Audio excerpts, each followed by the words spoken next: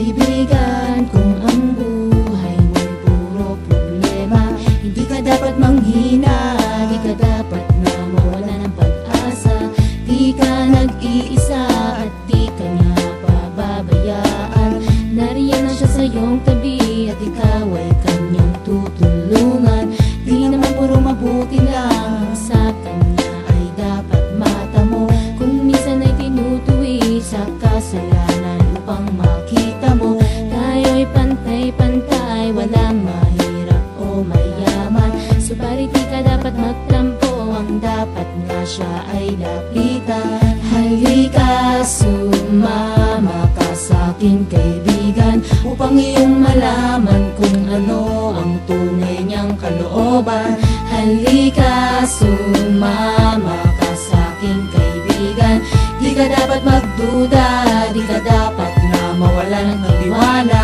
Kung minsan ay di na makangiti at madalas laging pumapatak ang luha sa mga mata, maniwala kapag ika'y kanyang anak. Sanay, para bang gusto ko nang mamatay dahil sa mga problema na ayaw humiwalay. Pero aking nilagay aking sarili sa iba at aking nalaman na ako'y hindi nag-iisa. Madalas na pumata ang aking mga luha dahil sa mga kabiguan na lagi nakukuha. Ngunit hindi lang naman ako ang nakaranas ng pait. Marami dyang iba na buhay na naging kapalit ng mga pagsisikap, ngunit sila'y nabigo pa rin. Tanong ko sa sarili, ba sila'y nakatayo pa rin? Naging matibay, sila ay hindi nagpakarupok. Gano'n mang karami ang dinanas na pagsubok. Sila ay naniwala, nagtiwala sa magagawa ng makapangyarihang may kapalasyan, dakila sa lahat. Sa kanya nagbuhat ang bawat nasa iyong paligid. Sa kanya ay lumapit, manalig ka kapatid. Halika, sumama ka sa'king kaibigan, upang iyong malaman kung ano ang tunay niyang kalooban.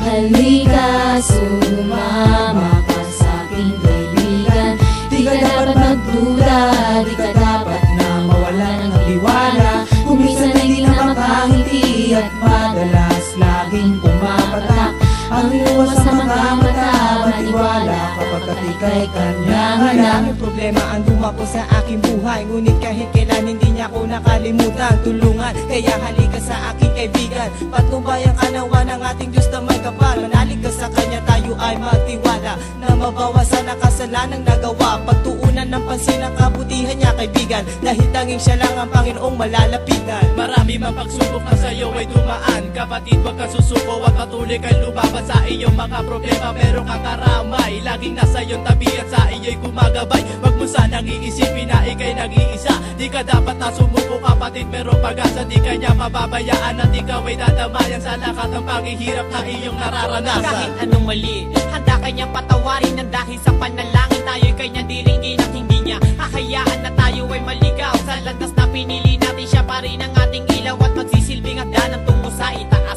Sa kanyang kahariang pagdating ng ating wakas, tayo'y maliligtas kung yapak niya'y ating sundan, dahil siya ang makapangyarihan sa buong sanlibot ang kaibigan.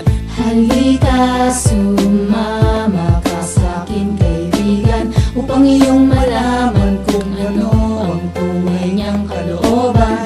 Halika, sumama ka sa'kin kaibigan, di ka dapat magduda, di ka dapat na mawala ng tiwala.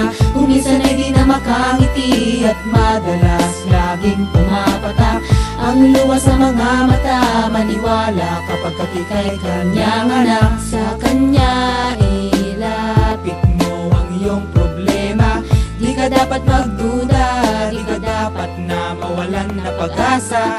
Tayo'y pantay-pantay, walang mahirap o mayaman. Subalit di ka dapat tumalikod, dapat nga siya ay lapitan.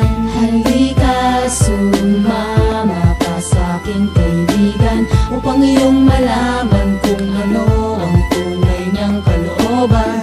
Halika, sumama ka sa'king kaibigan, di ka dapat magduda, di ka dapat na mawala ng tiwala.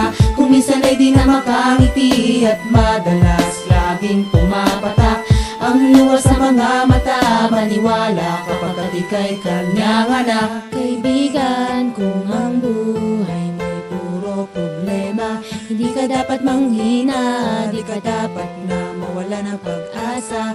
Di ka nag-iisa at di ka niya pababayaan. pababayaan. Nariyan lang siya sa iyong tabi at ikaw ay kanyang tutulungan.